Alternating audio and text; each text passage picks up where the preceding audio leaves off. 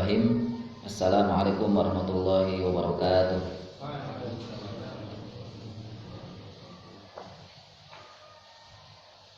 Alhamdulillahilladzi a'azzana bil Islam wa mahma ibtaghaina bighairil islami adallana Allah. Asyhadu an la ilaha illallah wa la syarika lah wa asyhadu anna Muhammadan abduhu wa rasuluhu alladzi la nabiyya wa la rasula ba'dah. Fayaqulullahu ta'ala fi kitabihil karim. A'udzu billahi minasyaitonir rajim. Bismillahirrahmanirrahim. Ya ayyuhalladzina amanu taqullaha haqqa tuqatih wa la tamutunna illa wa antum muslimun. Alhamdulillah, puji dan syukur kita panjatkan kepada Allah Subhanahu wa taala. Hari di mana kita berada di tempat ini, majelis yang sangat kita harapkan untuk merubah kondisi umat ini, untuk merubah kondisi masyarakat kita dan bangsa ini. Dengan hadirnya kita di majelis ini, dengan diwadahi majelis sirah dan majelis-majelis yang lain, maka harapan kita adalah perbaikan, perubahan. Tentu kita mulai dari diri kita sendiri. Dan sebagaimana yang kita selalu dan senantiasa sampaikan, bahwa kita sebenarnya sedang ingin belajar untuk menseriusi apa yang dulu pernah diseriusi oleh para sahabat. Kenapa dulu para sahabat itu begitu cinta dengan nabinya? Karena mereka betul-betul serius mendekati nabinya. Karena mereka betul-betul serius mengenal nabinya. Kenapa mereka para sahabat betul-betul menghormati, memuliakan, mencintai,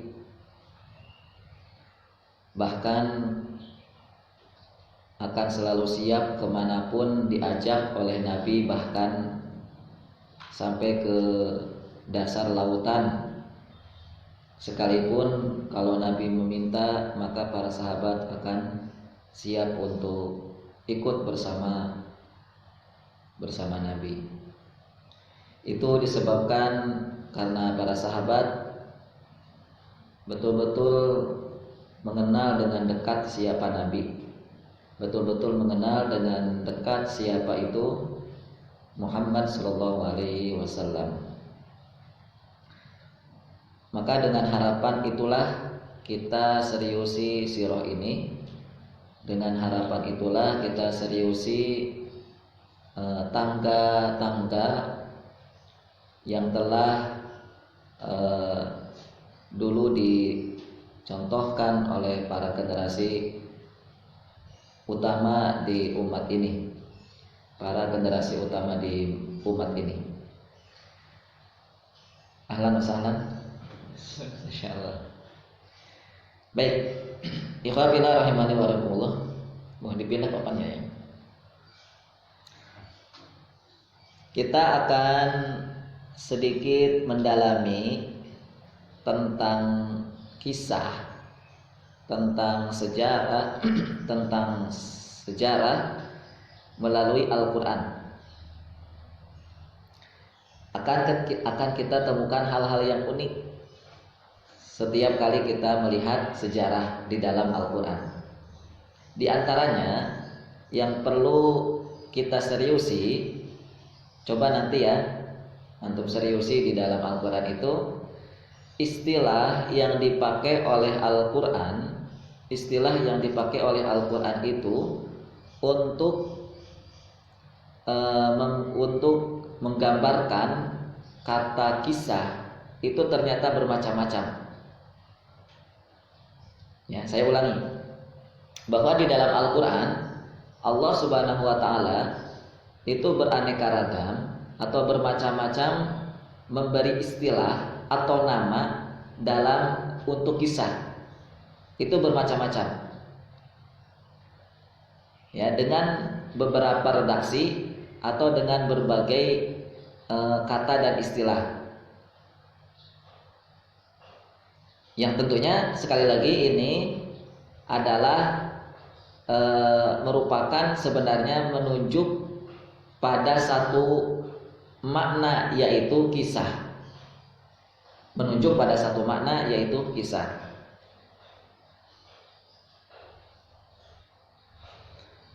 Di dalam Al-Quranul Karim, saya sebutkan beberapanya ya, 1, 2, 3, 4, 5. Kira-kira ada 5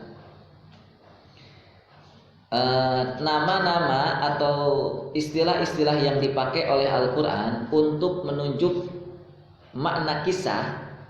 Yang pertama adalah Al-Qissah. Nah, Al-Qissah itu sendiri, di dalam Al-Quran ada kata kisah,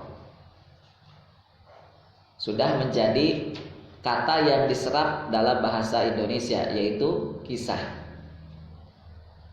ya. Itu yang pertama. Dalam berbagai ayat Allah banyak menjelaskan kata kisah. Al-Qasas itu jamaknya, yaitu kisah-kisah. Satu kisah ya kisah. Yang kedua, Allah menggunakan kisah itu dengan kata utlu. Utlu.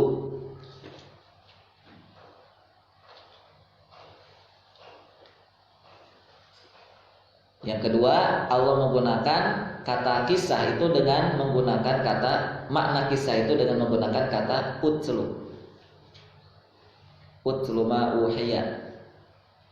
Ya, di dalam kalau tidak salah awal juz 20 ya.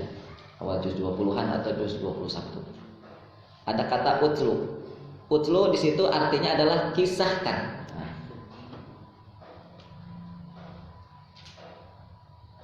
Nanti coba kita paparkan satu kata ya. Ya tentunya sekemampuan saya, karena yang baru saya coba belajar detailkan itu baru satu. Nanti kita coba. Yang ketiga, Allah katakan di dalam Al-Quran untuk menunjuk kata kisah itu dengan menggunakan kata an-naba atau naba'a yanba'u. Naba'a. Kalau antum ketemu ada istilah, ada nama, ada istilah naba'a Ibrahim. Naba'a, pakai kata naba'a.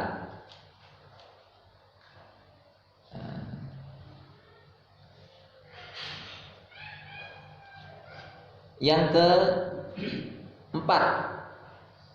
keempat, Allah menggunakan kata hadis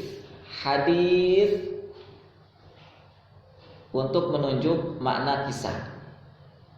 Yang keempat, Allah menggunakan kata hadis.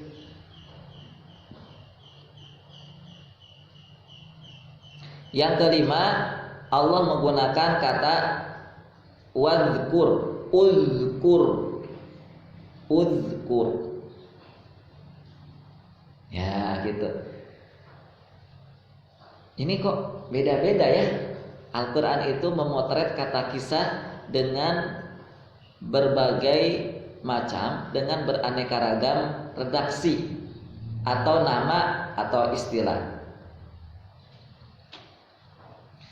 Teman-teman saya sekalian ingin menularkan ilmu Quran saya kepada antum. Begini, ini adalah di antara keunikan-keunikan lain di dalam Al-Quran, keunikan-keunikan lain dari Al-Quran yang jarang disadari oleh muslimin. Yaitu apa? Yaitu bahwasanya dalam menyampaikan satu istilah, dalam menyampaikan sebuah istilah itu Al-Quran terkadang memakai dengan beberapa redaksi kata yang berbeda.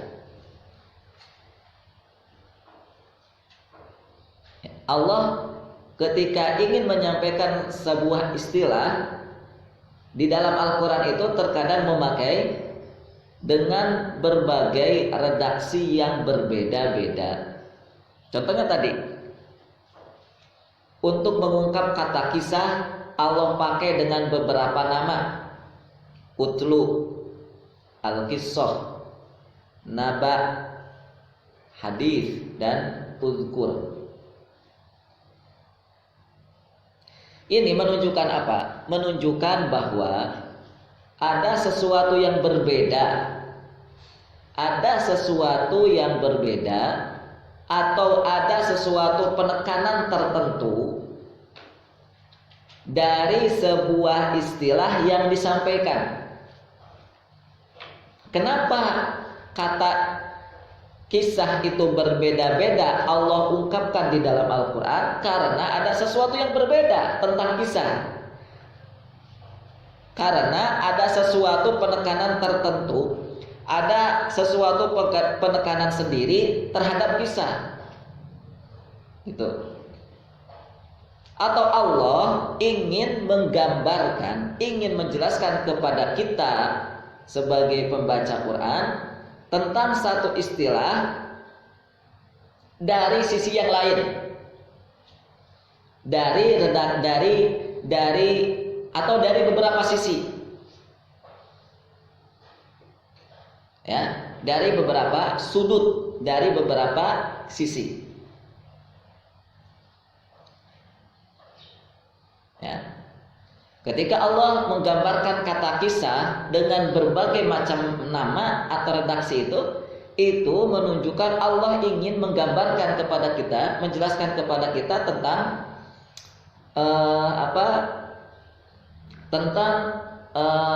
makna dari istilah itu, makna dari kisah itu. Makna dari kisah itu apa sih? Nah, gitu. Lihat saja nama-namanya, lihat saja istilah-istilah yang Allah pakai dalam Al-Quran. Nah, dari berbagai sudut pandang, dari berbagai sisi, Allah sampaikan kepada kita, Allah jelaskan kepada kita tentang kisah.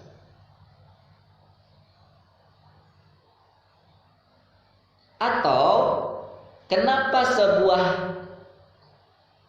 Al-Quran itu menjelaskan kata kisah dengan berbagai macam nama? Ini untuk menunjukkan betapa istilah itu menjadi mulia. Ya, ini untuk menunjukkan bahwa kata kisah itu menunjukkan sesuatu yang unik, istimewa, dan berharga. Sebagaimana pada pembahasan yang telah lalu, ketika kita membahas tentang nama Rasulullah yang begitu banyak, masih ingat gak nama Rasulullah ada berapa? Kalau ditambah dengan sifat-sifat beliau itu kan banyak. Sabar, penyayang. Nah itu kalau sifat-sifat itu diberikan, itu dijadikan nama juga untuk Nabi. Kata Imam Ibnu Qayyim berapa? Itu nyampe ratusan nama Rasul kita ini. Bukan hanya Muhammad, bukan hanya Ahmad. Tapi beliau juga diantaranya apa yang masih ingat? Muhammad, Ahmad, terus ayo apa? Nah itu banyak kan? Ya.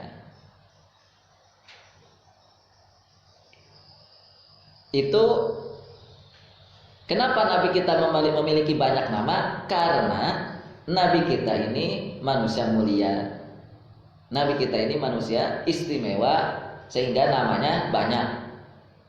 Begitu juga kata dari sebuah kisah, begitu juga dari sebuah kata yang bernama kisah. Itu kenapa banyak namanya, kenapa banyak istilahnya, tidak hanya satu. Itu untuk menunjukkan keistimewaan, menunjukkan keunikan. Coba deh gini, kita coba sedikit membahas menggunakan kata bahasa Indonesia, sedikit tidak ya? Di dalam bahasa Indonesia kan ada istilahnya sinonim. Sinonim tahu? Persamaan kata atau Dalam bahasa Arab namanya mutaradifat, persamaan. Muradif, persamaan. Satu nama tapi memiliki banyak, atau satu makna tapi memiliki banyak nama. Misal sumber. Coba saya ingin menguji kemampuan bahasa Indonesia antum. Sumber. Nama sumber selain sumber itu apa? Kata sumber yang semakna dengan sumber itu apa kira-kira selain sumber? Sumber air umpamanya. Hah? Hah? Asal. Oke. Asal. Oke. Saya syukron dapat satu nih dari antum. Saya tulis dua ini, 3 sama antum. Asal, apa lagi? Awal? Awal mulai. Sama ya, sama. Oke. Asal, awal. Sama kan? Sama. Ada lagi? Pusat. Sumber air, pusat air. Sumber airnya di mana? Di sono. Pusat airnya di mana? Ada lagi?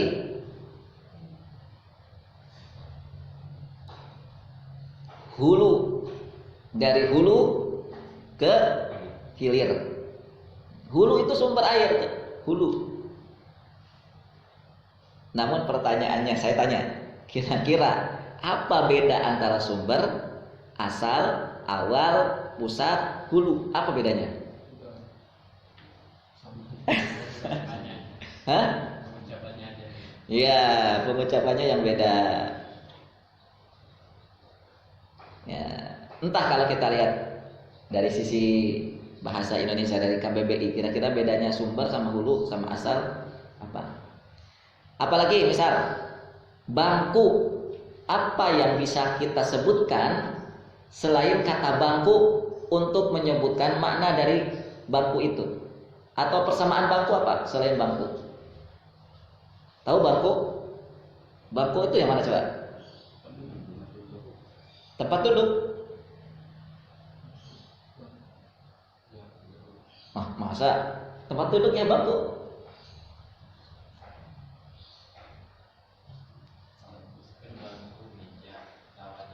Oh gitu. Oh berarti saya salah. Saya kira bangku itu ini. Atau gini lah, saya tulis di sini meja padahal. Meja apa persamaannya meja? Saya kira bangku ya. Bukan, berarti bukan. Berarti persamaannya bangku kursi dong. Iya. Ya. Nah, baiklah. Sandal. Ayo apa? Sandal apa persamaan dari kata sandal?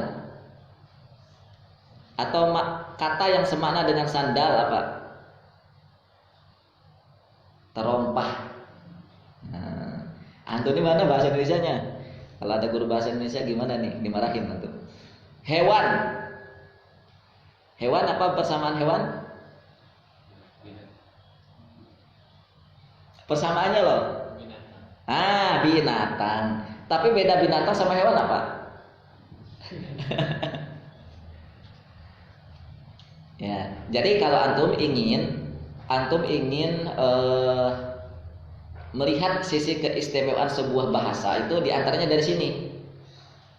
Penyebutan nama itu kira-kira ada makna apa tidak dari nama-nama tersebut? Ada makna ada makna apa tidak dari makna-makna yang semisal itu, dari makna-makna yang sama itu?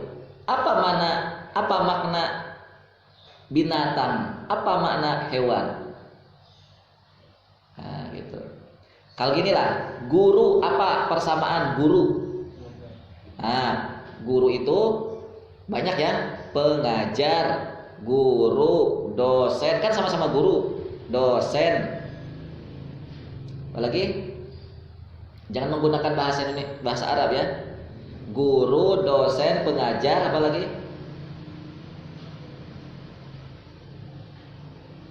Nah, kalau ini mungkin ada sedikit makna yang berbeda ya. Dosen biasanya untuk mahasiswa. Kalau guru ya umum. Apalagi guru, dosen, pengajar. Nah, itu. Baik, itulah kira-kira kalau kita masukkan makna atau nama-nama tentang banyak hal,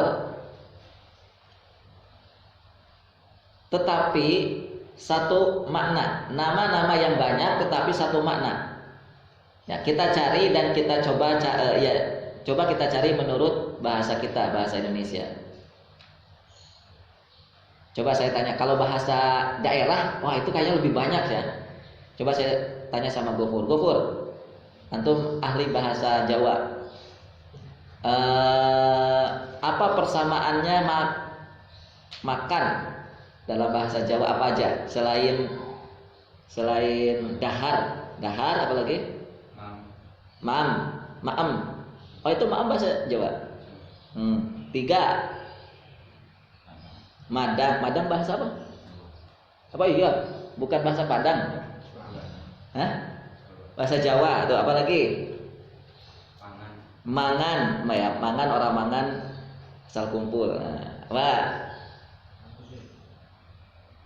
Coba antum sebagai ahli bahasa Jawa, apa bedanya dahar sama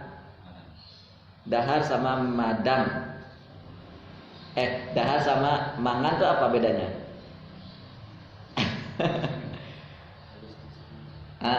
Paling ke situ nanti arahnya. Halus sama kasar. Kalau di Sunda itu dahar itu kasar. Kalau di Sunda, kalau di Jawa kan halus ya.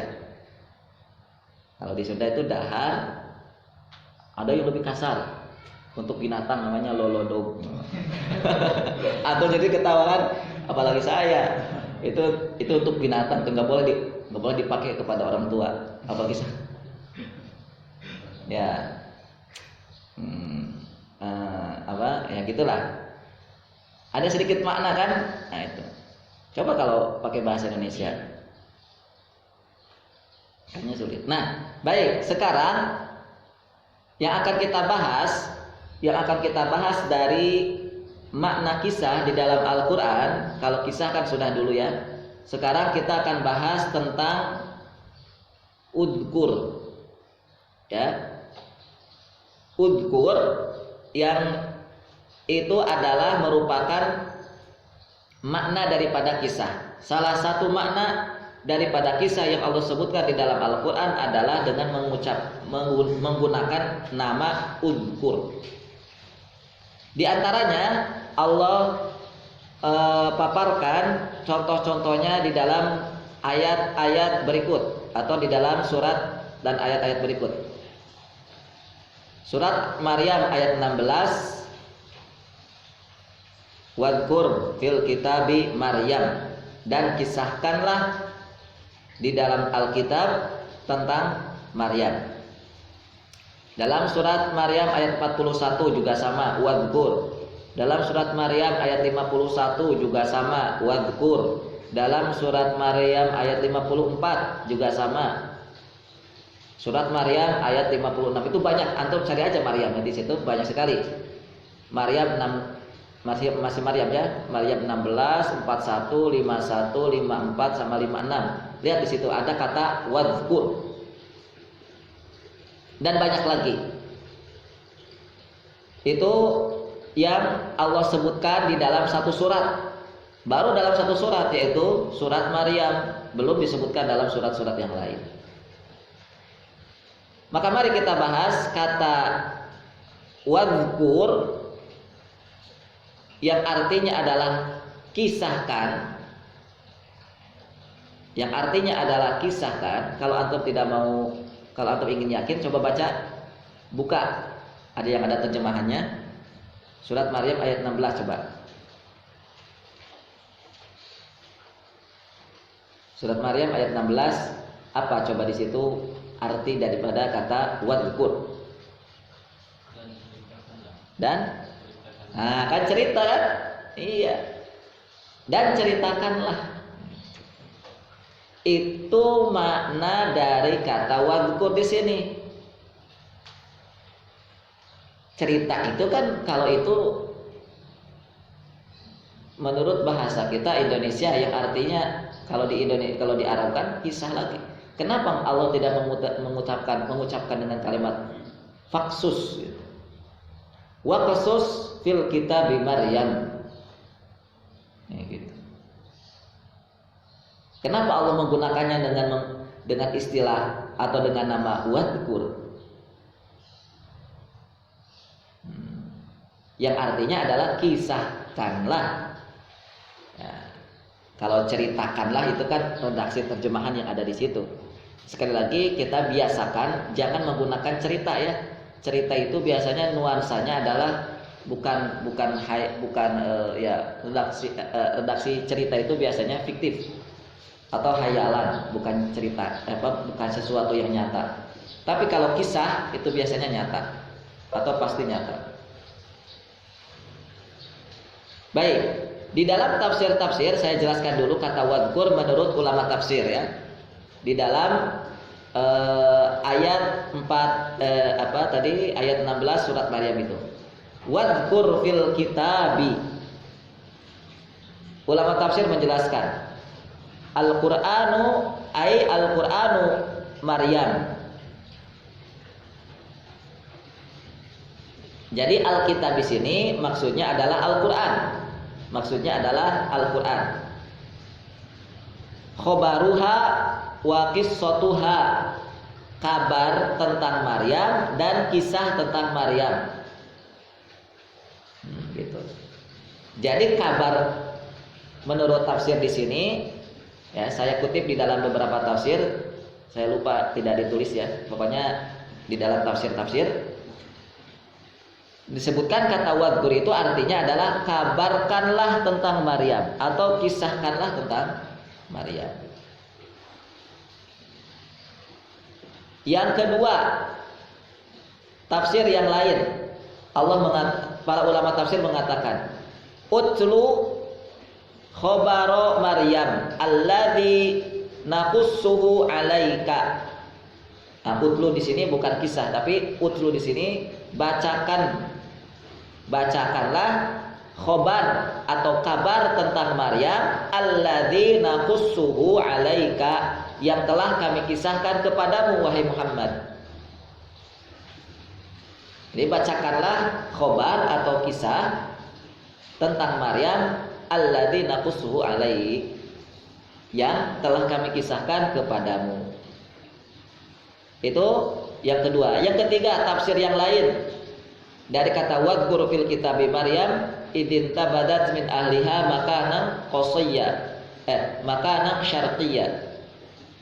Arti dari makna daripada wadhkur itu, wadhkur di sini adalah udhkur ya Muhammad linnasi fi hadhihi surah kisah Maryam wa khabaruha wa naba'uha. Udhkur sebutkanlah ya Muhammad kepada manusia dalam surat ini kisah tentang Maryam, baik itu tentang kabar Maryam ataupun tentang berita Maryam. Baik, intinya sama, bahwa tafsir-tafsir tadi menjelaskan kepada kita bahwa makna daripada wadhkur itu adalah kabarkanlah kisah tentang Maryam, kisahkanlah tentang Maryam. Itu intinya sama, sebagaimana yang kita dengar tadi di dalam terjemahan.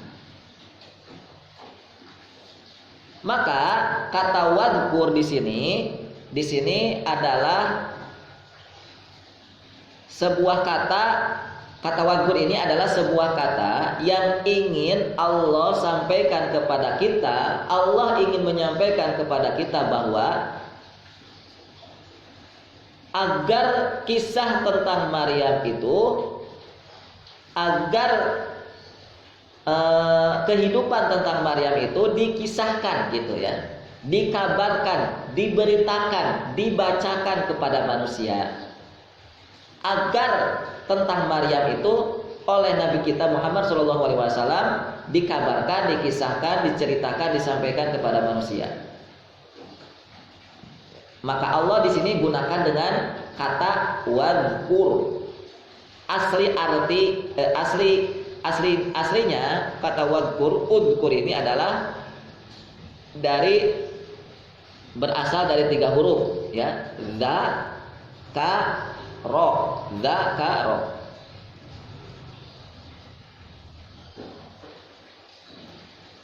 Kalau kita melihat atau kalau kita melihat dalam ayat tadi wadkur fil kitab,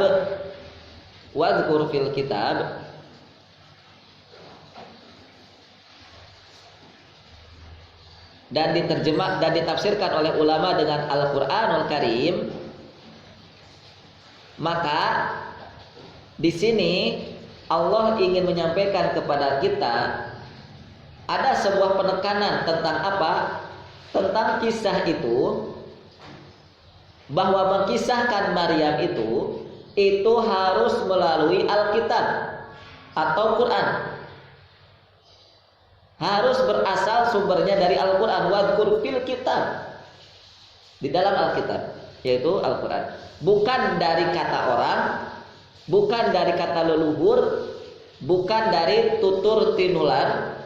Tutur tinular itu artinya sesuatu yang dituturkan atau yang ditirukan atau yang ditularkan. Mohon maaf, sesuatu yang ditutur, yang ditularkan. Tetapi kisah tentang Maryam itu kamu bacakan, kamu sampaikan wahai Muhammad, yang sumbernya adalah Quran. Itu, yang sumbernya adalah Al-Quran. Maka apa faidah yang kita ingin dapatkan di sini, teman-teman sekalian? Bahwa modal utama kita dalam berkisah harus dari Al-Quran, dari Alkitab. Modal utama kita di dalam menyampaikan kisah itu.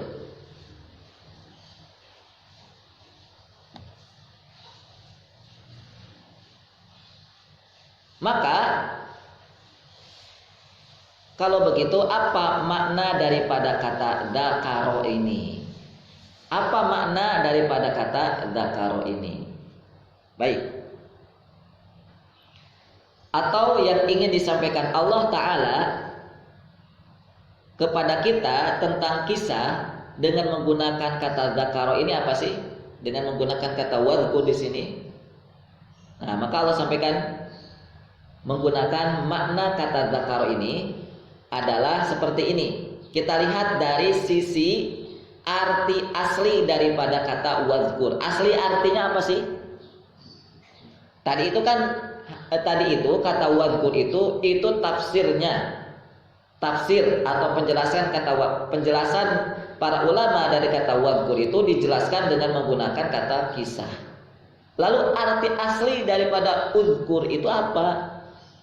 Nah, lihat. Di dalam beberapa kamus, para ulama menyampaikan kata wadhkur atau dzakaro itu memiliki makna al-hifdzu lisyai'i tadhkuruhu.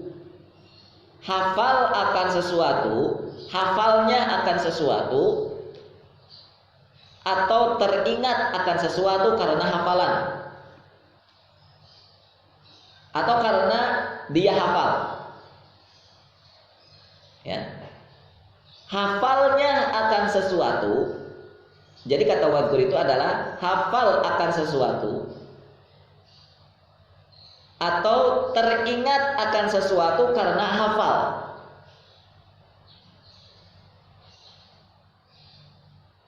Itu kata wadhkur, udhkur.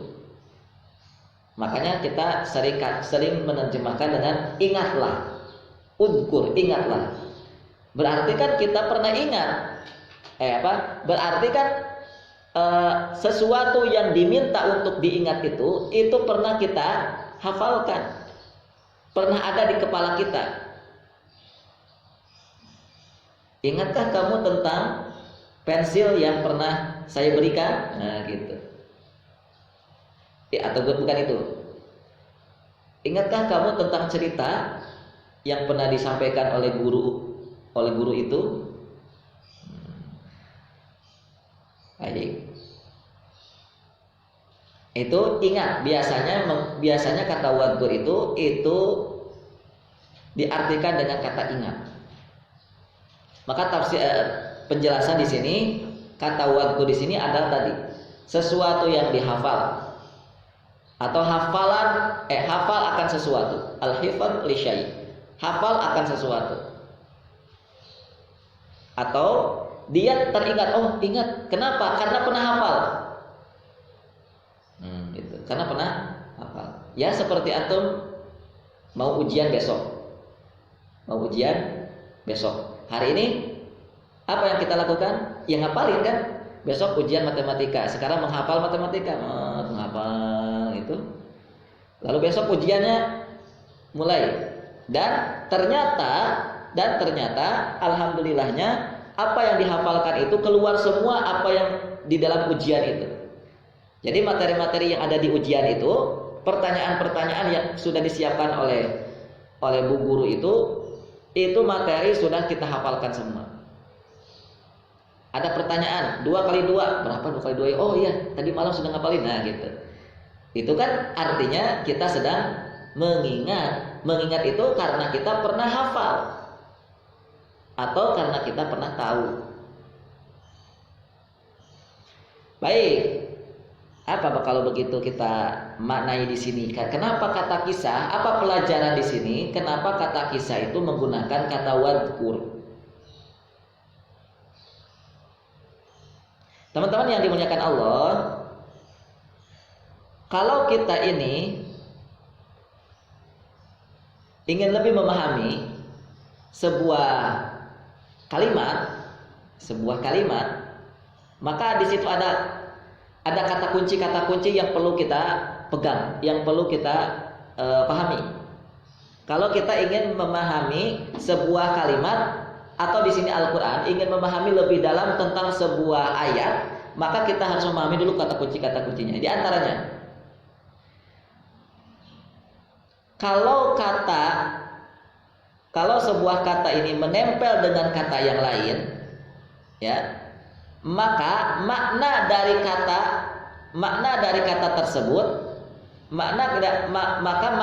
kata tersebut ini itu bisa diambil sebagai satu pelajaran atau bisa diambil sebagai ibrah yang lain.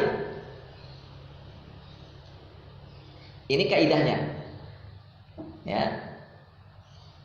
Jadi kalau kita menemukan sebuah kata menempel dengan kata yang lain, maka makna dari kata ini, misalnya ini kata A, ini kata A, dan ini kata B. Kalau kata A ini menempel dengan kata B, maka makna dari kata A ini bisa diambil sebagai satu pelajaran atau sebagai ibrah yang lain, atau sebagai pelajaran tambahan, atau sebagai pelajaran yang menguatkan. Gitu. Baik, kita coba misalkan biar tidak bingung. Misalnya di sini Allah menyampaikan kata kisah dengan menggunakan redaksi dakaro. Allah menggunakan kata kisah dengan menggunakan nama udkur. Maka dan itu kata dakaro wadkur ini menempel pada kisah Maryam. Wadkur fil kitabi Maryam. Maka tadi kaidahnya,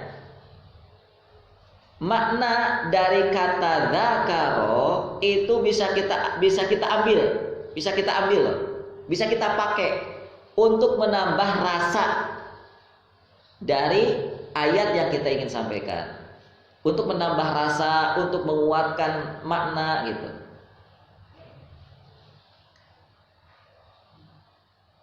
Ya, seperti pada ayat wadkur fil kitabi Maryam, dan kisahkanlah Muhammad tentang kisah Maryam.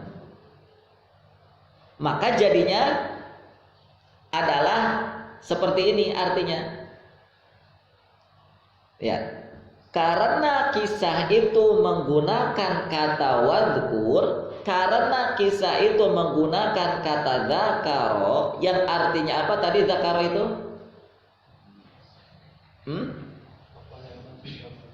Ya, hafal akan sesuatu. Maka kisah itu hendaknya dihafal agar bisa diingat. Gitu. Maka kisah tentang Maryam itu hendaknya dihafal agar bisa diingat. Mungkin apa tidak sesuatu itu kita bisa ingat kalau belum ada di memori, kalau belum ada memori, kalau belum ada di memori akal kita. Mungkin apa tidak? Tidak mungkin. Mana mungkin kita bisa ingat akan sesuatu padahal belum ada di sini. Belum ada di sini. Belum ada di akal kepala kita. Misalnya ada pertanyaan dari orang, Mas, di Jakarta ada Monas. Di Jakarta ada Monas. Padahal kita belum ke Jakarta, belum ada televisi, ya, belum ada belum ada pokoknya. Orang yang belum pernah sama sekali ke sana, orang yang belum pernah mendapatkan informasi tentang Monas di Jakarta itu, ya nggak mungkin lah bisa menjawab, iya ada Monas, nggak mungkin. Nggak mungkin. Paling pastinya dia akan menjawab nggak tahu, nggak tahu. Kenapa? Belum ada memori Monas di dalam kepalanya, belum ada memori tentang Monas yang ada di Jakarta itu di kepalanya belum ada. Itu ya. Maka teman-teman yang dimuliakan Allah, ketika kisah itu kita ingat, ketika kisah kisah apa gitu, karena hafal, maka dengan kisah itu kita akan mendapatkan banyak manfaat. Ya. Ketika kita hafal akan sebuah kisah, maka kita akan diberikan manfaat, akan diberikan kebaikan dari kisah yang kita hafal itu. Ya, lihat, inilah sebabnya mengapa kisah itu kurang bermanfaat. Inilah kenapa kisah itu kurang bekerja. Kenapa? Di antara sebabnya karena tidak dihafal, karena tidak ada di memori akal kita, belum ada, sehingga ya nggak mungkin lah bisa diingat karena nggak ada di sini, karena belum ada di kepala kita. Jadi kisah itu kurang bermanfaat, akhirnya kurang bekerja. Harusnya kalau orang tahu tentang sebuah kisah, kalau orang tahu tentang kisah, orang tahu tentang sejarah, maka harusnya tidak ada masalah yang berarti, ya, tidak ada masalah yang rumit yang tidak bisa diselesaikan. Masalah apapun bisa diselesaikan dengan kisah itu. Tapi kenapa hari ini masalah banyak? Yaitu karena kisah-kisah itu kurang bekerja. Ya, kurang bekerja di dalam kehidupan umat manusia.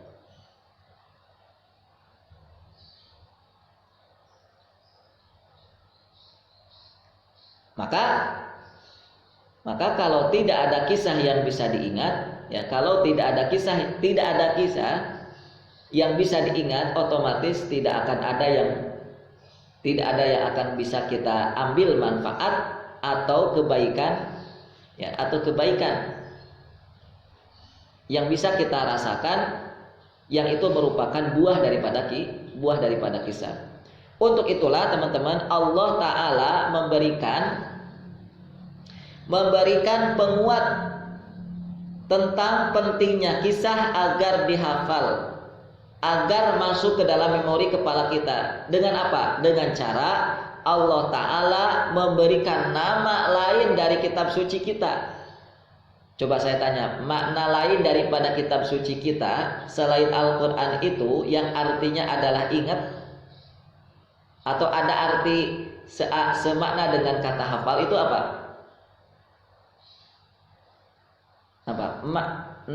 Nama lain daripada Quran. Nama lain daripada Quran yang artinya adalah seakar dengan atau semakna dengan ingat atau hafal. Nama lain daripada Quran apa? Selain Al-Quran. Al-Quran, terus Alkitab, terus nama lain daripada Al-Quran itu? Hah? Bukan.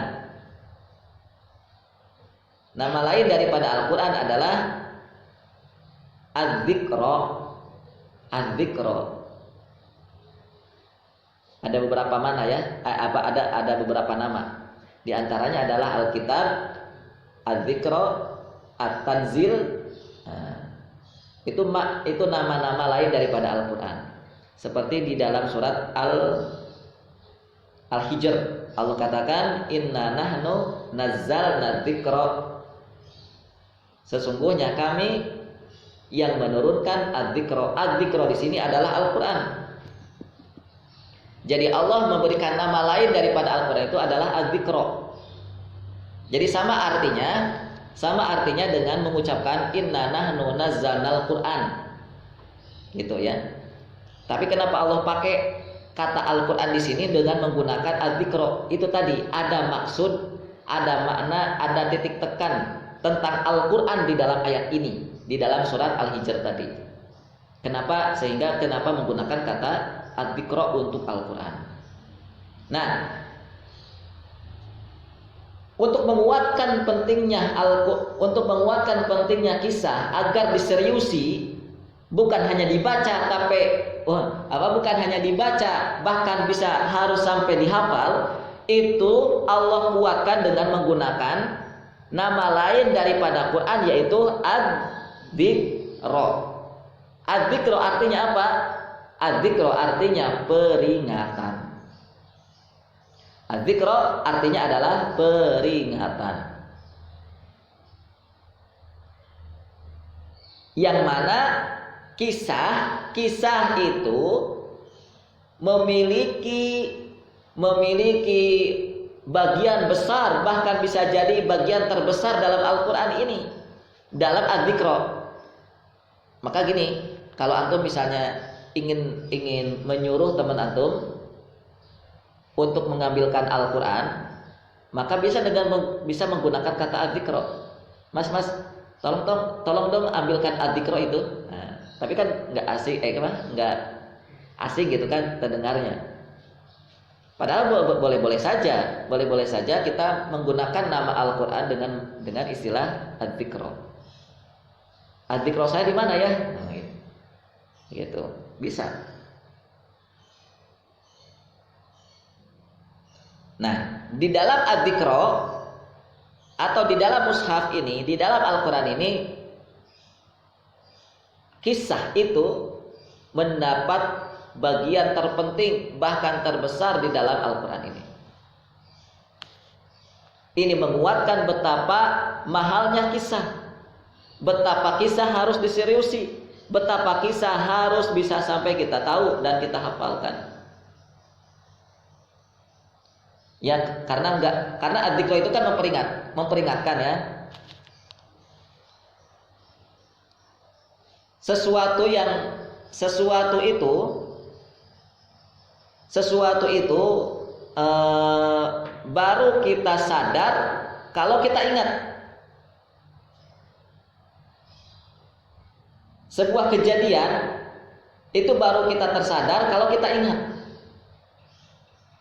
Dan kenapa kita ingat? Karena pernah hafal. Baik itu melalui lisan orang lain, baik itu melalui bacaan dari buku-buku tertentu. Oh sadar, oh iya. Kenapa Al-Quran itu disebut dengan Az-Zikra, yaitu peringatan? Ya karena tugas Al-Quran Allah turunkan itu adalah untuk memperingatkan manusia. Caranya gimana? Biar Al-Quran itu bekerja untuk manusia menjadi sebuah peringatan. Gimana caranya? Ya manusianya harus hafal Quran. Karena gini, misal ketika di saat orang ada seorang laki-laki misalnya, ada seorang laki-laki bertemu dengan perempuan, maka kalau laki-laki ini tidak tahu di dalam Al-Quran ada penjelasan tentang aturan bersosial dengan lawan jenis, ya, ada aturan tentang bersosial dengan lawan jenis. Kalau dia tidak tahu, maka dia tidak akan ingat. Kalau dia tidak ingat, maka dia akan tidak peduli. Mau pegangan tangan kek, mau peluk-pelukan kek, mau cium-ciuman kek, terserah. Kenapa? Karena orang laki-laki ini tidak tahu bahwa di dalam Al-Quran itu ada tema tentang adab tentang adab bersosial dengan lawan jenis. Beda lagi kalau karena kita pernah hafal, ya, baik itu pernah diceritakan atau pernah disampaikan oleh saya langsung, ataupun antum pernah mendengarkan ceramah yang lain dari ustadz yang lain, akhirnya kan antum hafal. Ya, antum hafal bahwa di dalam Al-Quran itu ada adab-adab bagaimana bersosial dengan perempuan.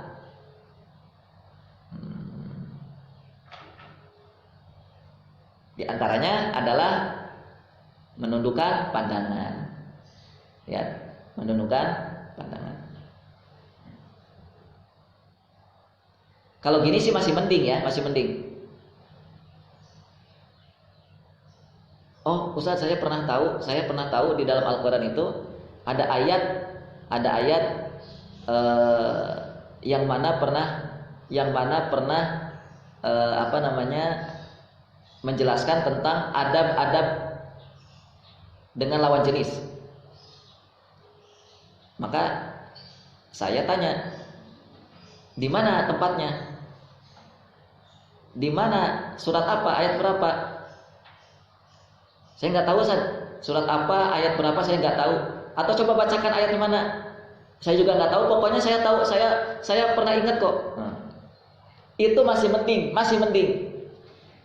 mending daripada apa? Daripada nggak tahu sama sekali.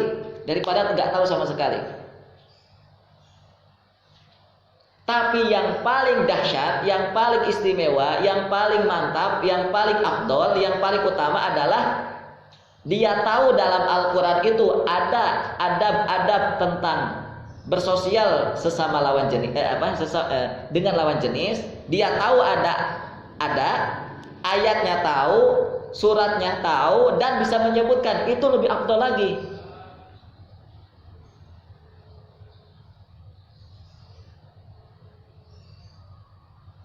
Lebih afdol lagi. Saya katakan, misalnya, tahu nggak antum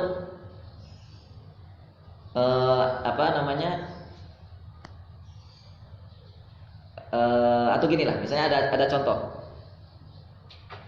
Oh ya, saya pernah ketemu sama kamu, tapi nggak tahu di mana ya, tapi nggak tahu kapan, ya, nggak tahu jam berapa.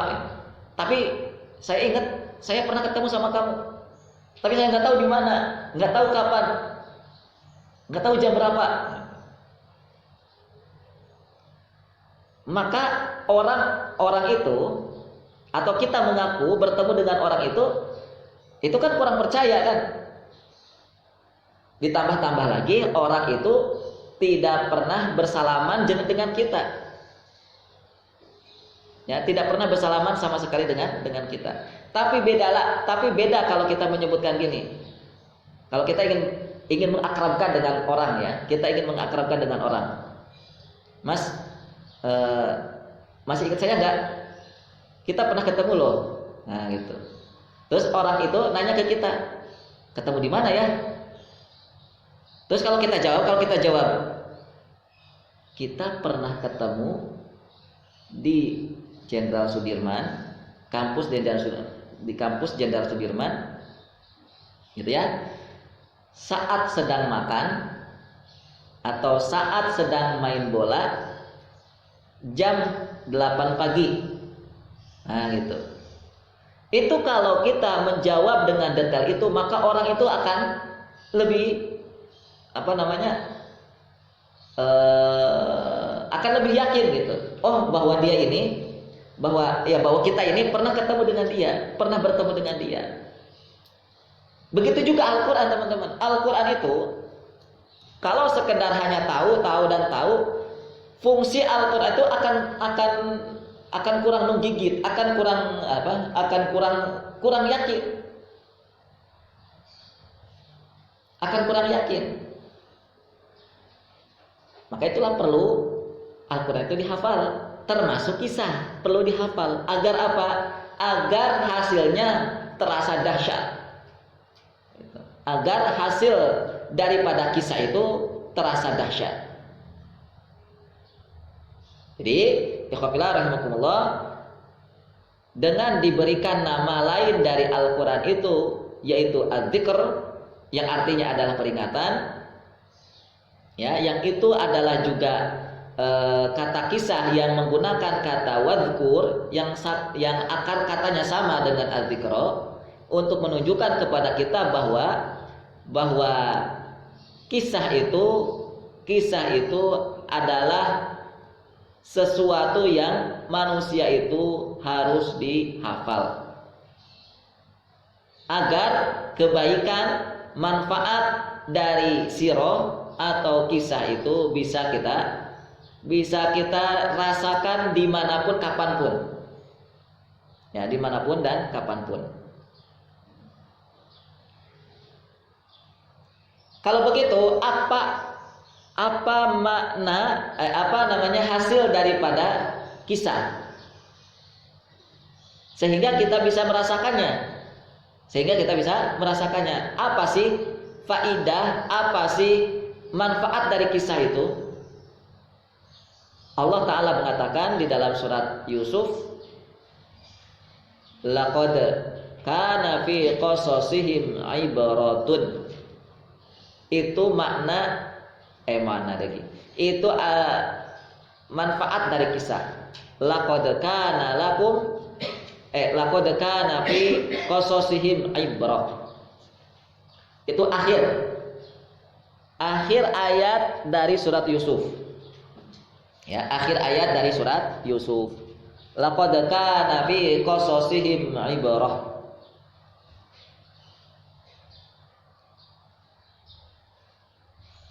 Sungguh terdapat di dalam kisah-kisah mereka itu ibrah. Apa ibrah? Kalau diterjemahkan adalah pelajaran. Tapi coba kita lihat makna asli daripada kata ibrah itu. Ibrah itu, para ulama lughah mengatakan asli arti daripada ibrah itu adalah al-intiqal min makanin ila makanin akhar abra tariqin. Berpindah dari satu tempat, berpindah dari tempat asal kepada tempat yang lain, menuju tempat yang lain, abra tariqin, via jalan, melalui sebuah jalan, atau bisa kita istilahkan dengan jembatan penyeberangan, ya, melalui sebuah jalan, melalui sebuah jembatan. Kalau dalam bahasa Arab namanya ubur. Jembatan itu arti bahasa Arabnya adalah ubur. Nah, itu makna daripada ibrah. Berpindah dari satu tempat asal menuju tempat tertentu, menuju tempat yang lain melalui wasilah daripada jalan. Jadi kalau tidak ada jalan, kita nggak akan pindah. Atau kalau tidak ada jalan, kita tidak bisa melalui atau tidak akan sampai ke sebuah jalan itu, ke sebuah tempat itu, karena tidak ada jalan. Maka jalan ini yang bisa kita gambarkan melalui bahasa Indonesia adalah jembatan. Coba aja. Ini satu kampung, kampung A, ini kampung B. Tidak bisa dilewati karena apa? Karena ada sungai yang memotong antara satu kampung dengan kampung yang lain. Tapi beda jadinya kalau kampung A dengan kampung B itu disatukan menggunakan atau dibuat sebuah jembatan. Nah, jembatan itulah namanya ubur. Sehingga orang-orang atau masyarakat bisa berlalu lalang atau bisa berpindah atau bisa menuju ke kampung B, dan begitu juga sebaliknya. Itu asli daripada kata ibro, artinya itu. Apa fungsi daripada jembatan?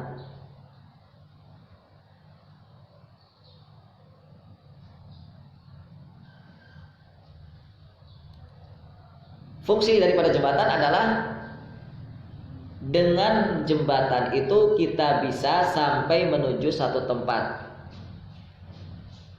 Dengan jembatan itu kita bisa sampai menuju satu tempat. Tidak cukup itu, tapi kita bisa mengambil sesuatu apapun yang bisa kita bawa menuju tempat asal kita. Itu jembatan namanya. Itu manfaat daripada jembatan. Kalau kita ada perlu untuk menuju sebuah kampung, ada perlu ya, mau mengambil apakah mau apa gitu, dan itu kita bisa bawa menuju kampung kita, kampung asal kita, maka kita di situ telah mengambil manfaat daripada jembatan. Nah, itu manfaat jembatan itu. Itulah kisah. Kisah itu adalah kita menuju sebuah kampung, yaitu kampungnya orang-orang terdahulu. Lalu kita ambil sesuatu apapun itu dan kita bawa menuju kampung kita hari ini. Gitu.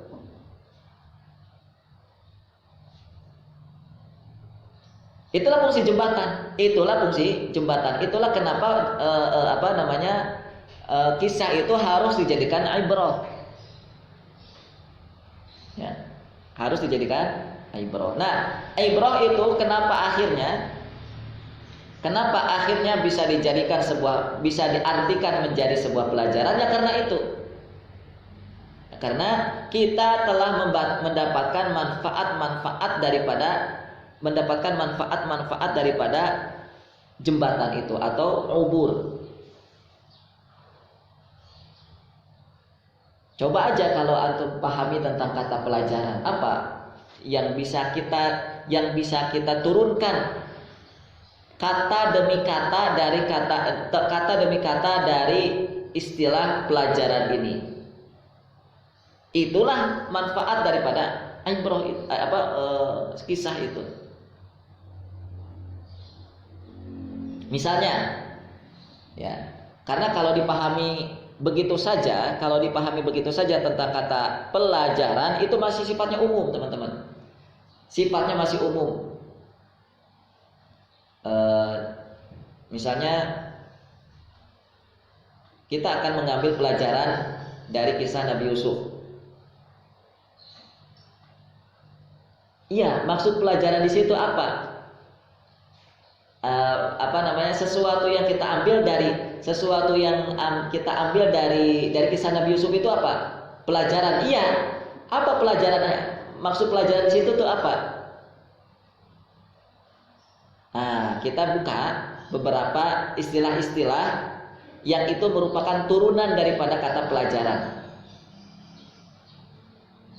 Satu, pelajaran itu bisa diartikan adalah solusi. Nah, atau manfaat dari kita belajar kisah itu adalah kita akan mendapatkan solusi. Manfaat daripada kisah itu. Sehingga kalau kita ingat selalu akan sebuah kisah, tidak pernah lupa, atau bahkan ya tidak pernah lupa, maka kita akan selalu mendapatkan solusi. Apalagi kalau kita menghafal banyak kisah, maka betapa banyak solusi-solusi yang kita bisa dapatkan. Ya kan? Kisah Nabi Muhammad kita tahu dari awal sampai akhir. Kisah kisah Abu Bakar As-Siddiq kita juga sudah tahu. Kisah Umar bin Khattab juga kita tahu. Kita hafal. Kenapa? Karena alhamdulillah pernah belajar di Baitul Arqam. Sehingga kalau kita pernah baca, apalagi pernah hafal, maka di antara manfaat kita adalah di antara manfaat untuk kita adalah kita akan selalu mendapatkan solusi. Dan solusi itu tadi merupakan bagian daripada pelajaran, turunan daripada pelajaran itu. Ya. Maka kita tidak akan pernah kehabisan ide. Kita tidak akan pernah kehabisan ide. Ada masalah apa? Punya ide ini. Ada masalah apa? Kita punya ide ini.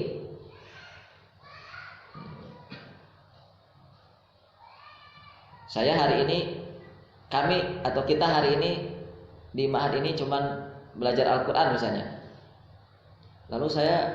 Lalu kami nanti 2 tahun kemudian melihat kondisi dan keadaan kok sepertinya tidak akan atau sulit untuk mendapatkan pekerjaan tetap, apalagi pekerjaan yang bisa menghasilkan uang banyak. Nah, antum mendapatkan masalah kan? Nah, kalau belajar sirah itu kan masalah ya. Karena hari ini kalau kita ingin belajar hari ini itu cara belajar hari ini, kalau kita ingin punya pekerjaan tetap, kalau kita ingin punya penghasilan besar tuh harus ada ijazah di antaranya. Kalau nggak ada ijazah tuh di antaranya, kita nggak akan bisa dapat pekerjaan tetap, apalagi penghasilan besar. Nah, apa yang bisa diharapkan dari seorang penghafal Quran sehari-hari ngapalin Quran? Itu. Maka bagi orang yang belajar sirah itu tidak menjadi sebuah masalah. Kenapa? Karena di dalam sirahnya dihadirkan banyak solusi. Dihadirkan banyak solusi, di antaranya apa kira-kira kalau masalah pekerjaan di dalam sirah itu? Nah, baca lagi ya, baca lagi. Yang kedua, turunan daripada pelajaran adalah kita mendapatkan prediksi. Prediksi itu apa? Prediksi itu adalah ramalan, prediksi itu adalah perkiraan, itu prediksi. Jadi orang tuh teman-teman, kalau dia sudah mampu memprediksi sesuatu, dia akan selalu hidup penuh dengan rencana. Hidupnya itu selalu ada rencana. Hidupnya tidak sejalan-jalannya. Ya, tidak hanya sebatas mengikuti arus zaman. Zaman ini mengalirnya ke A, kita ikut ke A. Zaman kapan kita ngikutnya ke B, kita ikut ke B. Zaman ini ikutnya model Cina, kita ikut-ikutan ke Cina. Zaman ini modelnya ke Arab-Araban, kita ikut menjadi orang-orang Arab. Begitu. Jadi orang tuh kalau sudah bisa memprediksi sesuatu, dia hidupnya tidak akan sejalan-jalannya. Tidak sebatas mengikuti arus zaman yang ada hari ini. Jadi berputar di situ-situ saja, dari SD, SMP, SMA, kuliah, nikah, mati. SD, SMP, ya gitu ya. SD, SMP, SMA, kuliah, kerja, menikah, mati. Ya gitu kan? Hari ini kan gitu. Rotasi perputaran kehidupan manusia itu begitu. Setelah lahir lalu berlanjut mengikuti lalu berlanjut ke fase anak-anak. Setelah anak-anak apa yang dilakukan? Sekolah. SD misalnya atau TK. Setelah TK mau kemana? SD. Setelah SD mau kemana lagi? SMP. Setelah SMP mau kemana lagi? SMA. Nah gitu. Setelah SMA mau kemana lagi? Mau kuliah. Setelah kuliah mau kemana? Kerja. Atau mengikuti les-les dulu. Setelah kerja mau apa lagi? Kalau punya kalau punya pekerjaan yang sudah lumayan, mau langsung nikah. Setelah nikah apa? Punya anak. Terus gitu. Akhirnya apa? Selesai mati. Begitu. Jadi tidak ada nilai-nilai besar, tidak ada karya besar ketika perputaran kehidupannya hanya begitu-begitu saja. Dari TK menuju mati, TK, SD, SMP tadi itu. Itulah karena kita ini hidup hanya searah dengan zaman. Tapi kalau orang itu hidup penuh dengan prediksi, maka dia akan hidup penuh dengan rencana. Kayak beginilah. Mengapa sih orang itu selalu kalau kemana-mana bawa payung, bawa mantel, ketika di langit sudah kelihatan awan mendung? Kenapa?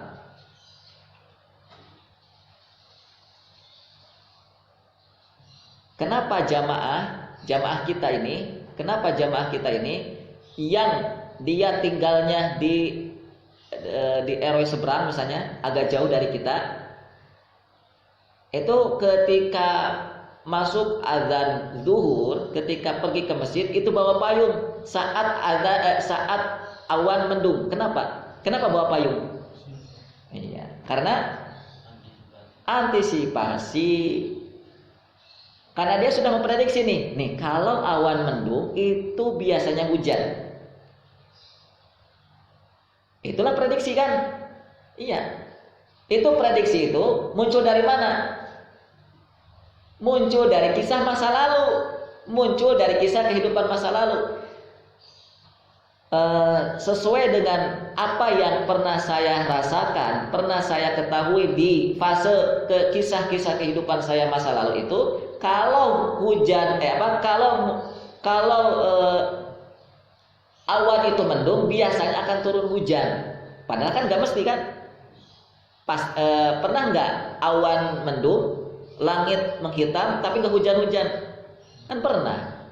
Tapi biasanya hujan. Makanya masyarakat atau jamaah yang rumahnya jauh dari masjid itu kalau pergi ke masjid pasti bawa payung. Padahal belum hujan, baru mendung saja. Kenapa bawa payung? Itu sebabnya karena jamaah itu sudah memprediksi sehingga prediksi itu menghasilkan sebuah rencana. Kalau saya keluar pasti saya akan bawa payung. Kalau saya keluar pasti saya akan bawa mantel. Gitu. Jadi nggak sejalan-jalannya. Terserah. Dari sudah lihat awan mendung. Dia malah nggak bawa payung, nggak siap-siap. Ya akhirnya kan kalau betul ketika itu hujan turun, maka pasti kira-kira dia akan pulang atau tetap di masjid. Tetap di masjid. Padahal dia sudah memiliki pekerjaan menumpuk di rumahnya misalnya. Dan nggak ada yang bisa menduga kalau hujan ini bisa turun berapa lama. Bisa jadi 2 jam, bisa jadi seharian. Coba seharian di masjid, pekerjaan di rumahnya menumpuk, nggak selesai kan akhirnya. Itulah akibat yang dihasilkan dari orang yang dia ini tidak bisa memprediksi sesuatu. Hidupnya asal sejalan-jalannya, gitu ya. Melihat kondisi orang kebanyakan gitu.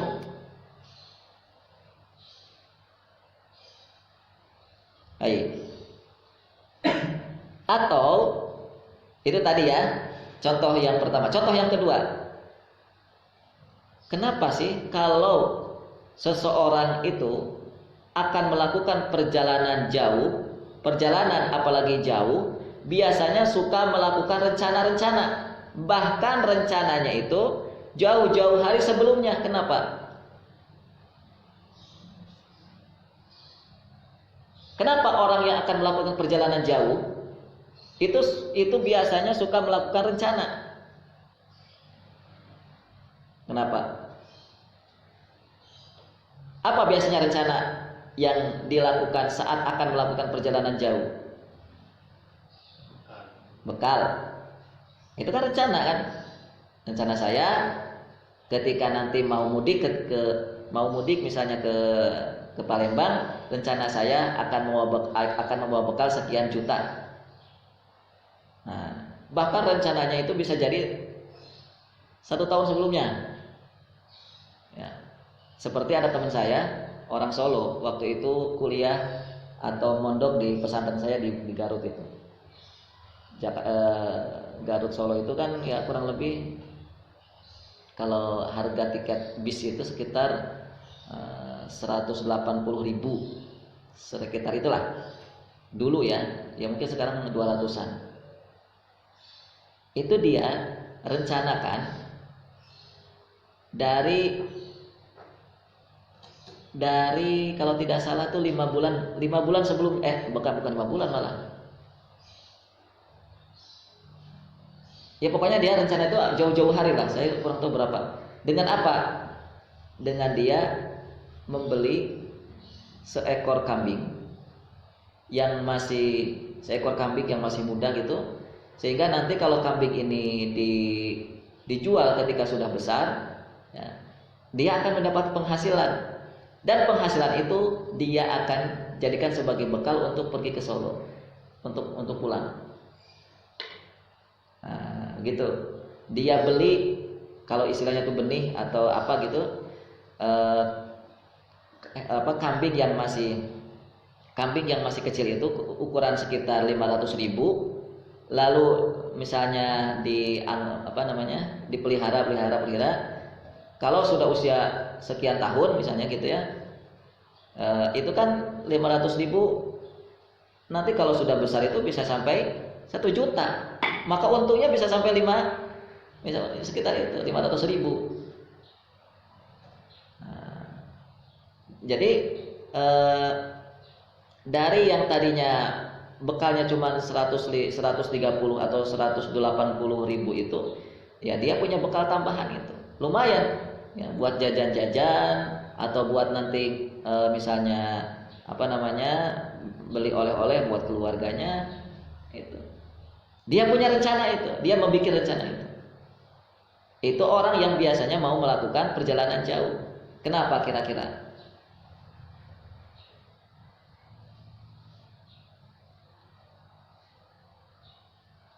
Orang itu akan melakukan rencana-rencana saat akan melakukan perjalanan jauh itu berawal dari sebuah prediksi. Itu berawal dari sebuah prediksi. Kalau umpamanya dia berjalan, ya, dia melakukan perjalanan dengan kendaraan umum misalnya, maka dia harus bawa perbekalan uang itu sekitar sekian juta rupiah. Gini, pokoknya susah diprediksi lah. Kalau umpamanya kita atau antum yang dari Palembang ini sudah sekian bulan tidak pulang ke rumah, ya susah diprediksi bagaimana jalur lalu lintas, kemudian dana yang mesti disiapkan, ongkosnya itu apakah ongkosnya masih sama dulu saat antum kesini ataukah sudah berbeda, itu kan gitu. Maka kira-kira untuk bisa memprediksikan antum akan melakukan apa?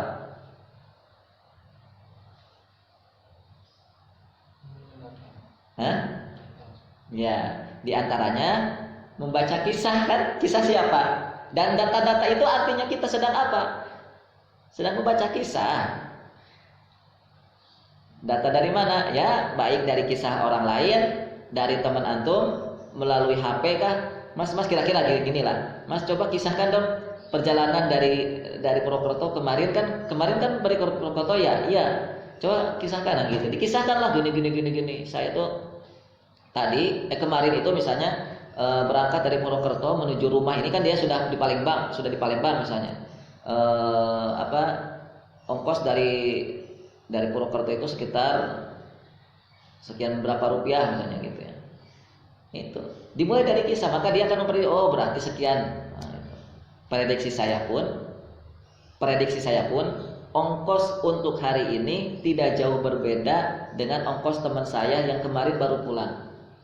Maka saya sesuai dengan prediksi saya akan membuat rencana bekal yang akan saya bawa umpamanya 800.000 atau berapa rupiah. Maka orang tuh nggak akan melakukan perjalanan itu dengan semau-maunya gitu, sejalan-jalannya. Ikhwafillah rahimakumullah, inilah yang ingin dihasilkan dari belajar kita tentang sirah nabawiyah, yaitu menghasilkan generasi yang penuh dengan solusi, generasi yang penuh dengan prediksi, generasi yang hidupnya tidak sejalan-jalannya, generasi yang hidupnya yang tidak mengikuti sebuah zaman, ya, atau generasi yang tidak hidupnya itu mengikuti zamannya hari ini.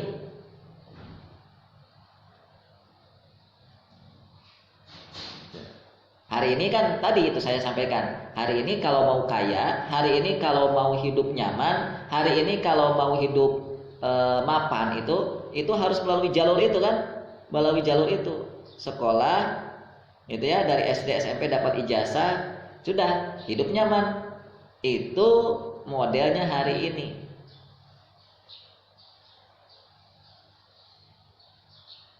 Ya, makanya tidak jadi-jadi kan generasi umat Islam hari ini. Tidak jadi sebagaimana keadaan yang pernah dirasakan oleh generasi Islam di zaman yang lalu. Baik. Semoga ini saya harapkan bisa mendapatkan satu pencerahan sekali lagi tentang betapa mahalnya kisah. Ya, betapa mahalnya kisah. Yang pertama, saya kira-kira saya ulangi lagi bahwa kisah itu adalah satu hal yang harus selalu senantiasa ada di kepala kita. Sesuatu yang harus selalu dan senantiasa berada di kepala kita. Dari mana data-datanya tadi? Dari kenapa kisah itu Allah sebutkan menggunakan redaksi kata wadhkur. Ya, wadhkur. Lalu bahwa dari pemaparan ini kita akan mendapatkan banyak hal, ya, saat kita memiliki banyak data, ya, dari sebuah kisah. Saya juga merasakan betapa nikmatnya orang yang punya banyak data tentang kisah itu, nikmat sekali. Ditanya ini tahu, ditanya itu tahu, ya, ditanya tentang sejarah atau sirah nabawiyah tahu, ditanya tentang Bani Abbasiyah tahu, ditanya Bani Umayyah tahu, ditanya Bani Saljuk tahu, ditanya Bani Utsmaniyah tahu, semua tahu. Enak sekali orang ini. Sehingga tahu nggak hasilnya? Apa yang didapatkan dari orang yang memiliki limpahan hafalan data-data kisah-kisah tadi? Apa hasilnya? Beliau ini akhirnya memiliki sebuah ramuan, sebuah solusi untuk memperbaiki bangsa ini.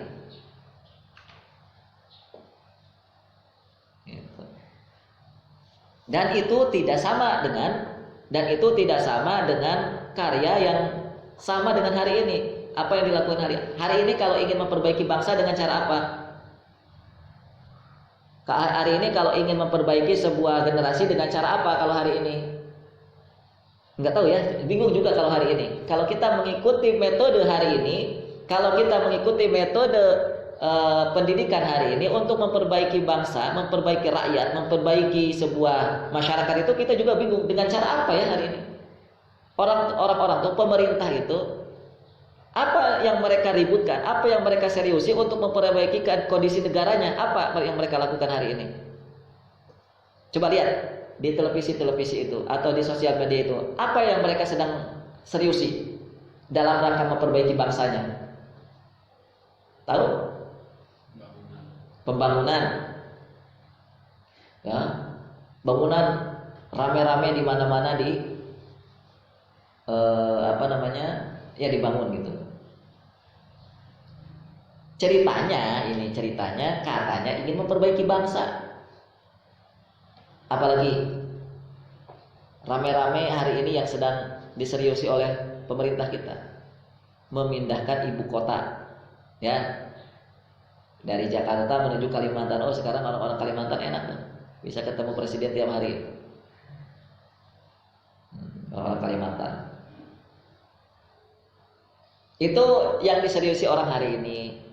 Tapi lihat, orang siroh itu, orang ahli sejarah itu, karena dia punya limpahan data yang dia hafal, maka dia akan mengeluarkan satu karya yang monumental, satu karya besar untuk memperbaiki bangsa, untuk memperbaiki rakyat, memperbaiki negara itu. Dari mana? Apa karya itu? Pendidikan. Ya. Kok bisa? Iya. Ini datanya. Coba baca data dari Sirah Nabawiyah, coba baca data dari Bani Umayyah, coba baca dari data Bani Abbasiyah, coba baca data dari Bani yang lain sampai Bani Utsmaniyah. Antum akan temukan bahwa perbaikan sebuah bangsa mulai dari pendidikan. Gitu. Lihatlah ahli sejarah itu. Ahli sejarah pasti itu. Ketika mereka akan mengeluarkan solusi dalam perbaikan sebuah bangsa itu, akan selalu mereka obrolkan yang mereka serius itu adalah pendidikan. Pendidikan yang benar, konsepnya yang benar, kurikulum yang benar, itu pasti itu. Kalau orang yang nggak ahli sejarah, orang yang kekurangan data sirah itu nggak akan keluar tuh. Wallahu ta'ala bishawab. Ini yang bisa saya sampaikan. Selanjutnya saya berharap data-data ini bisa menjadi bahan dasar bagi antum untuk nantinya ke depan mengeluarkan hasil yang maksimal, karya yang maksimal untuk memperbaiki diri kita, keluarga kita, dan masyarakat kita. Itu yang kita ingin harapkan.